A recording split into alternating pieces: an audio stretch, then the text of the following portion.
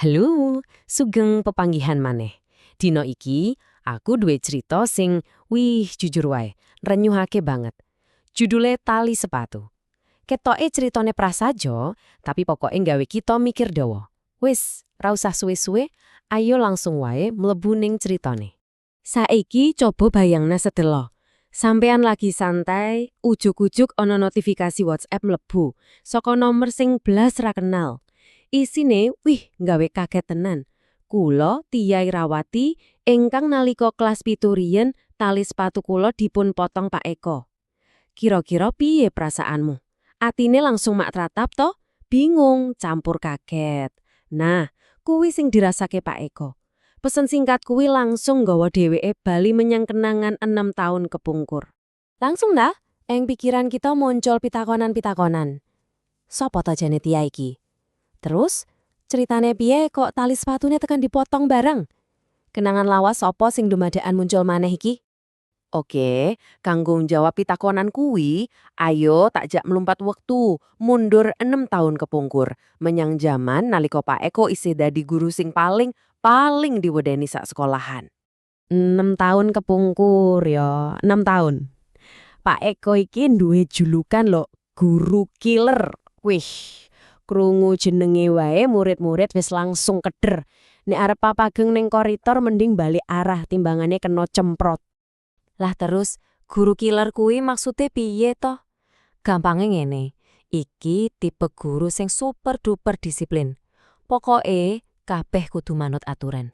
Rambut ora oleh gondrong, seragam kudu rapi, sepatu kudu ireng, wis sakabehe. Nek nglanggar, wah ora ono critane maaf Pak. Langsung kena tindakan. Titik. Nah, ceritane diwiwiti saka perkara sing ketoke sepele banget. Ana murid lapor, "Pak, niku lho, teng kelas wonten siswa ngangge sepatu taline abang." Cuma ngono tok. Laporan sing ketoke remeh, tapi jebul iki dadi cikal bakale kabeh cerita iki. Oke, saiki ayo didelok luwih cedhak.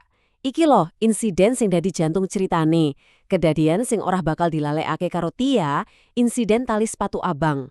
Begitu krungu laporan, Pak Eko langsung satset marani Tia, murid kelas 7 sing nganggo tali sepatu abang.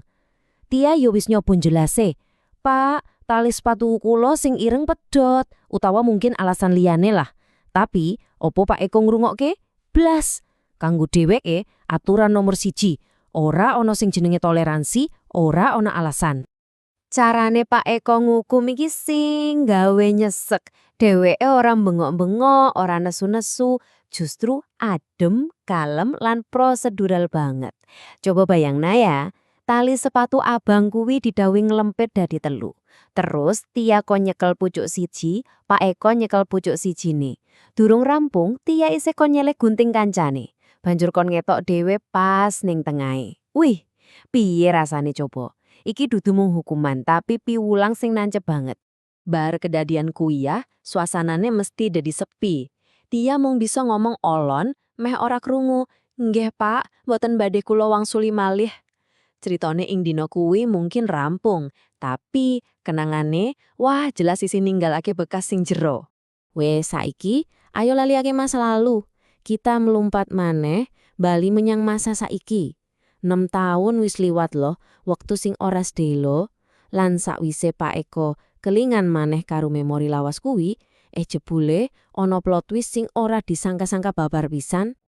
Isih kebayang-bayang kenangan biyen. Jumadaan HP-ne Pak Eko muni. Jebul Tia nelpon. Lan ngerti apa sing dilakoni Pak Eko? Tanpa mikir dawa, tanpa basa-basi, ukara pisanan sing metu saka cangkeme yaiku njaluk ngapura. Dheweke langsung ngomong, "Nyuwun ngapunten nggih Mbak soal kedadian 6 tahun kepungkur iku." Ketok banget bedane Pak Eko sing biyen karo sing saiki. Sing biyen motone aturan yo aturan, saiki wis malih dadi wong sing luwih wicaksana, luwih andhap asor. Waktu jebule pancen bisa ngowahi wong. Dheweke sinau akeh, utamane babagan empati. Nah, iki lho bagian sing gawe ati mak teratap. Jebule Tia nelpon kuwi dudu arep nesu, dudu arep ngungkit-ngungkit masa lalu. Belas ora, dheweke malah arep menehi pakurmatan sing gede banget. Dheweke njaluk Pak Eko dadi MC ning acara nikahane. Coba dipikir, guru sing biyen paling diwedeni saiki malah dijaluk dadi wong penting ning dina paling bahagiane. Luar biasa tenan toh. Wes, saiki kita wis tekan bagian pungkasan cerita iki. Kepriye cerita sing maune babagan hukuman lan disiplin, saiki bisa malih dadi cerita babagan pangapura lan berkah. Carane tali sing pedhot bisa disambung maneh dadi ikatan sing anyar. Tapi yo jenenge urip, cerita kuwi ora mesti mulus kaya dalan tol. Pak Eko langsung ngecek kalendere. Lah dalah, tanggal 11 Juli, pas dino nikahane Tia, jebul pas dino kerja. Dadi yo kanthi ati sing abot banget, Pak Eko kepeksa nolak panjaluk sing mulya kuwi. Tapi wangsulane Tiah iki lho sing gawe ati adem saknalika. Dheweke ora nesu, ora ngresula, dheweke mung ngomong, "Mboten napa-napa, Pak. Kula namung nyuwun donga pangestunipun Bapak." Wih, iki nuduhake atine Tiah sing jembar banget, tulus lan ora nyimpen dendam secuil wae. Bar telepon ditutup, Pak Eko mung meneng. Mesti atine campur aduk, trenyuh banget. Sanajan awake ora bisa teko ning acara nikahane Tia, tapi atine, pikirane, lan dongane kabeh kanggo Tia. Ing jero atine, dheweke ndonga kanthi khusyuk kanggo mantan muride kuwi. Lan dongane kuwi apik banget. Intine ngene. Muga-muga tali sepatu abang sing biyen tak potong, saiki dadi pangeling.